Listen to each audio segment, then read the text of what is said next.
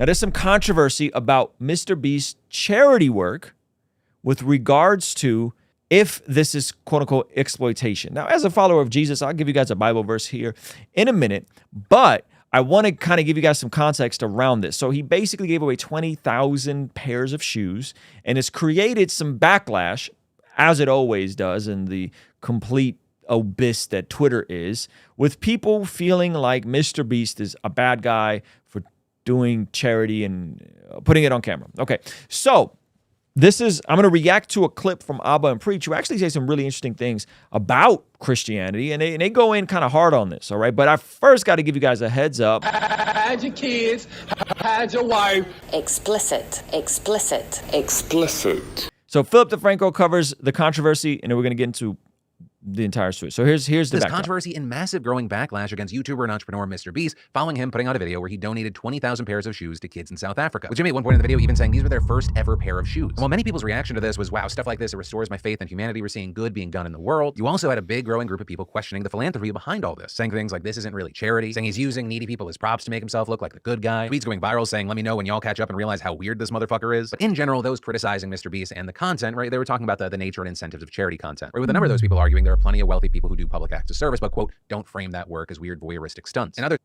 Okay, so the verse that comes to mind that some Christians would point to is Matthew 6:4. So that your giving may be in secret, then your Father who sees what is done in secret will reward you.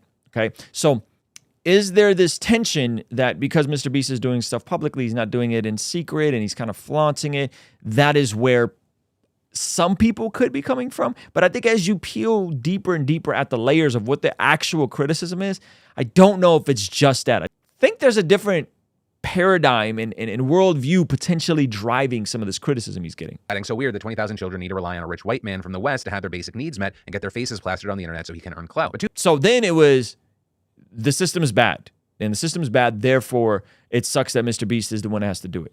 Okay. But others who support the content saying, no, he's making this content not only to inspire others to do the same, but also by making that content, he's able to foot the bill. With MrBeast even responding to one of his critics saying, no hate, you probably just haven't seen this channel, but actually it is a charity. And I obviously don't profit from it. 100% of all revenue from Beast philanthropy goes towards running my food banks and helping ease human suffering. And since inception, I've personally put in millions into Beast philanthropy. That's the whole point. Make content around helping people to generate more money to help more people. Like, this is so similar to the last thing. Somebody said that, imagine a rich white man having to go there. And why aren't the South Africans providing for these young people?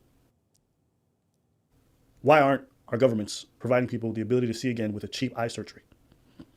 There's gaps in the world. There's holes in places. And there are people like MrBeast who are willing to go and help those people. And I think it's so fascinating that it's never the people that are helped that are complaining. It's everyone else. It's never the people that are helped that are complaining. It's everyone else. It's the people who generally have no history or no track record of volunteerism or any kind of philanthropy themselves. They want to sit there from their little Twitter accounts and say all kinds of crazy stuff. But I ask, what kind of engagement have you been involved in, even on a small level that's accessible to you? And generally the answer is very little. And I think this is probably one of the things I hate the most about leftists in particular, is that they always cry about systemic change and systemic this, not realizing that they have agency in their own lives to affect change on a community and local level. If everything about the world is fixing the systems, then you relinquish yourself from the need to do your part to make things better with the capacity that you have to make things better. So I think, though people could point to Matthew 6 and say, well, he's not doing it in a secret. Well, MrBeast is also not a Christian. But Abba goes on to make a very interesting point about Christians here in a moment. Okay? And so this issue of this is bad, white supremacy, patriarchy is insane, because the people that are doing all the complaining aren't the people that are receiving the help. It's the people that are standing on the sidelines and not doing anything, because all they think they could do is help people on a systemic level. Well, you can't always change the systemic issues. Hey, you want to see something crazy? Over 51% of the people who watch this channel are not subscribed. And the ones that are subscribed, only 10% have their bell notification on. So do me a favor, please hit that subscribe button, turn the bell notification on so you don't miss anything we have going here. All right? I appreciate it. All right, let's get back into this Abba and Preach video and listen to what they're about to say with regards to people of faith. And what they do is, instead of actually making any effort to make tangible changes, they just sit there and twiddle their thumbs on Twitter.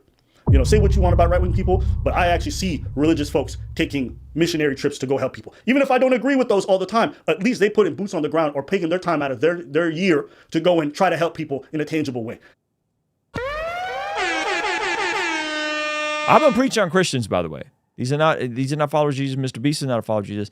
But what he's saying is, I can see people who I may not agree with their religion or even some of the missionary trips they do or whatever, the reasons behind those trips, but I at least see them putting their money where their mouth is and going and attempting to help people who need help, right? And instead of criticizing these people from a Twitter account, why don't you do something to do help besides just complain about the system and how capitalism is bad? They run the stuff in their local communities to help people in a tangible way. It's very rarely the left-leaning people. All they want to do is protest and cry about systemic issues. You know, and you can sit there and be like, why is the white man? Why don't you ask yourself, why isn't the black government providing that to those kids over there in South Africa? Because let me tell you, a lot of issues with South African government exist today. And it ain't white people running that country. You take in consideration that, yes, there is systemic issues that happened with the government in the past that put them in this place. And now you put a context around that. If you put in the corruption and if you put in all the issues that there is and how it's set up, then it makes more sense. No, but people are trying to frame it as a white man from the West coming in to fuck shit up. And the reason why I said that is like, it's not white folks who are fucking this shit up right now for black folks in a lot of Africa. That's a lot of our own people. And that's something that we have to be accountable for. So this narrative that whiteness is the majority of the issue, don't get me wrong, there's places where Western intervention has fucked up certain countries, and that's absolutely true. But how are you going to blame a white individual helping out the locals when the black governments who have the power to do so choose their own family lineage and their own wealth as a means to perpetuate their wealth rather than helping the people? So that's what I was just going to. The reason why I played that part, not to get into the weeds of all of that, because there's two things they pointed out. One, fact one, and you can verify this, the vast majority of philanthropy, of giving, of charitable donations, of people boots on the ground in places, the vast majority of it is coming from people who have a faith-based worldview, usually Christians, okay? And the amount of giving towards charity, and you could verify this, Google how much Bernie Sanders, for example, gave to charity versus, right? The vast majority of folks on the leftist side, and I'm saying Bernie Sanders is a terrible person. I'm just saying when you look at the numbers, the vast majority of those folks give substantially less to charities. This is fairly verified, okay? The second part is that what he pointed out was, yes, South Africa, specifically the country, has a very complicated and messy history. Yes, there was apartheid up till recently, Nelson Mandela, the whole thing. But he's saying now, the 30 years removed, this is now ran by predominantly black people. And what he was getting at was that it's not white people or black people. I think what he was getting at, and what I would echo, is what scripture says, is that this is a condition of the human heart. Most places are messed up in the world today, not because of white people or black people or these people or that people. Most places in the world are messed up today because human hearts are wicked. People are wicked. People are, when they get a little bit of power, they look out for their best interest. They don't look out for the best interest of the community. This is what scripture repeatedly shouts from the rooftop. Okay? There's no righteous, no, not even one. Our good deeds are but filthy rags to God. You who are evil know how to give good gifts to who? Your family. That's the direct quote from Jesus. So I don't think they were trying to make a theological point, but I think it's very theological to acknowledge that people of all persuasions, when they become powerful and prideful and get control, they tend to act in harmful ways. And this is true in places that haven't been impacted by white supremacy or the patriarchy or whatever. It's anyone that gets into power. And so they were specifically pointing out the government of South Africa. And of course that the laws from 30 years ago impact people today. Of course the systemic injustices that happen do impact today. But today, a lot of us are dealing with wicked hearts. A lot of us are dealing with just the evil inside of our own hearts to self-preserve, to look out for our own, so on and so forth. And so the solution is got to be deeper than just give to charity. Giving to charity is great. Giving to charity is great. We should all give more to charity, okay? But I think the solution is, why do we give to charity? And this is where I've been preaching disagree with me, but I think when you're looking at the world through a Jesus-centered worldview, that I'm a sinner based in my own state. I don't naturally want to act for the benefit of others. I don't naturally look out for my fellow man. I don't naturally do unto others as I would have them do unto me.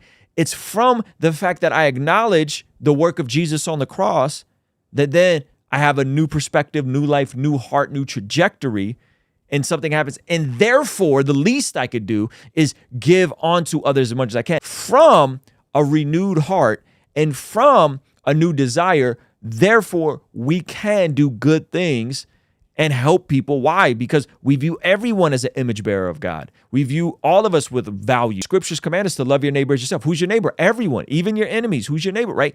And so that, I think, is what's driving them. And again, I said this in my previous video with MrBeast on the healing the blind thing, which he caught flack over that, is I believe that MrBeast is operating from a worldview that he's taken for granted that drives him to do charity, that drives him to do philanthropy. Because again, when you look at people, the more secularized they are, the least charitable they are financially, okay? And the more faith you have, the more you attend church, the more you take your faith serious, the more you give back with your money, because you get the reality that this isn't even my money anyway. This isn't even my talent, my abilities anyway. Okay, this is someone else. This is my life is on loan to me from God. And what I need to do is make the most of my time, talent, and treasure so that I can do my part to care for the least of these, because there are people in other parts of the country where there are, or the world where there is corruption. There are things that are jacked up. All right. And so that I think is why we give, is because so much has been given to us. A shout out to Amanda. She says, what is your opinion on missionaries who raise funds for mission trips, but exclude that a portion pays for a 4-day destination vacation afterwards? Oh, I think that's foul, Amanda. I don't know I personally don't know of anyone that's done this. I've heard of folks going on a mission trip and then like they have a day to like go zip lining or go to the beach. But I've never heard of 4-day destination vacation after. I've never heard of that. That's crazy to me. That's crazy to me. And I'm not a huge fan of short-term missions. I like long-term missions. Like I had a buddy that went and lived in Panama. He went and lived in Panama for a year. Right, I had a buddy that did that, and I love that. And he immersed himself in the community, learned the language. They speak Spanish in Panama, and it was super dope. So I gave to that. I love giving to that. I love missionaries that go on college campuses, like navigators, people that immerse themselves on a campus and pour themselves into that. Right, I've given to stuff like that. I like long-term missions. I don't like we're gonna here for 2 weeks. Not a fan of that. All right, not a fan of that. If you want to go the extra mile, partner with what we're doing here. Keep us independent. Keep us only answering to you. You get access to our Discord. You get access to unedited replays of these daily streams. You get access to our exclusive podcast, all that good stuff for only $5 a month. And so we never have to take a brand deals and make commercials like this one. Our friends at Genucel Skincare have exciting news to celebrate in 2023. Using Manscaped during my showers after workout has given me much more confidence. And that's where Mudwater comes in. True Classic has got your back. All thanks to the sponsor of today's video, SaveMine.com. Established Titles is your opportunity to earn the title of Laird or Lady. Subject to credit approval, rates range from 7.99% APR to 19.99% APR, included 0.50% auto pay discount. If you don't want us to make ads with brands you don't care about, sign up for our online community for as little as $5 a month to keep us independent and ultimately answering to you as our boss. You get all sorts of benefits like daily replays of our after party streams, exclusive access to our Discord community, and early access to our podcast interviews, all starting for only $5 a month. Kingstream Entertainment.